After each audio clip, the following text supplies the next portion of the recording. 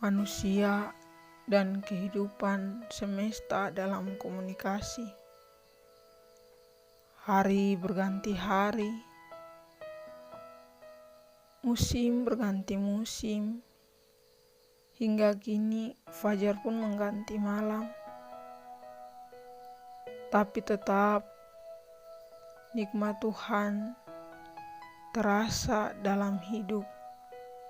Nyatanya hari yang terus berganti tak harus sama realitanya. Terlalu banyak jeritan di mana-mana.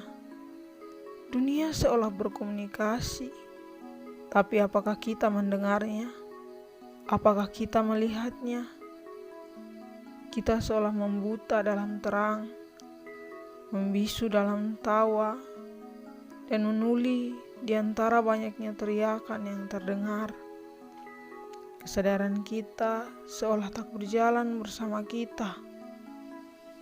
Banyak jeritan dan tangis dari semesta yang nyatanya sedang berkomunikasi dengan kita. Seandainya tanah bersuara, pasti dia berkata, "Tanami aku dengan banyak pohon, agar kalian tidak kebanjiran saat hujan."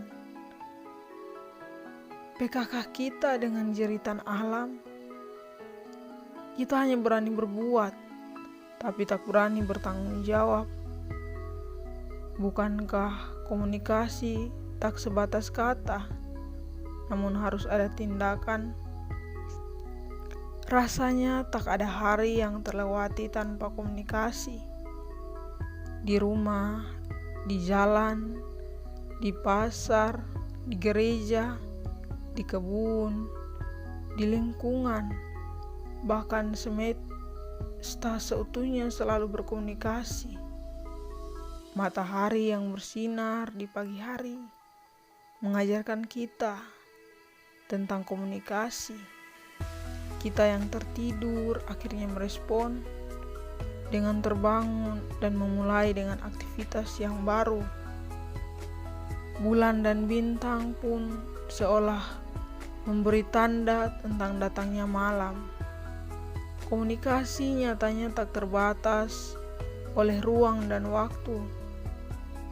Dalam hening bukan berarti tak berkomunikasi, karena komunikasi tak sebatas suara, tapi tercermin dalam setiap tindakan. Komunikasi dalam luka adalah ketika kita melihat, tetapi hati tak mampu untuk tergerak. Perpecahan, perselisihan, kesalahpahaman terjadi di mana-mana. Ada komunikasi, namun tak ada yang mau menerima dan mengakui setiap kata dan tindakan yang berbeda. Mungkinkah komunikasi harus seia dan sekata? Lantas, bagaimana dengan konteks yang berbeda? Apakah kita akan mengiyakan mereka yang lapar untuk terus berlari sampai ambang kematian? Isi dunia bercerita, tapi seolah tak ada yang percaya. Egoku, egomu, dan ego kita semua seolah meraja dan membuat komunikasi menjadi mati. Bisakah air mata diganti dengan tawa? Bisakah luka diganti dengan bahagia? Sadarkah kita bahwa komunikasi punya ruang gerak untuk merubah segalanya? Menepilah untuk membiarkan komunikasi punya jalan untuk melaju. Komunikasi itu tak diam, mendengar, sekedar menatap lalu pergi. Komunikasi harus merespon.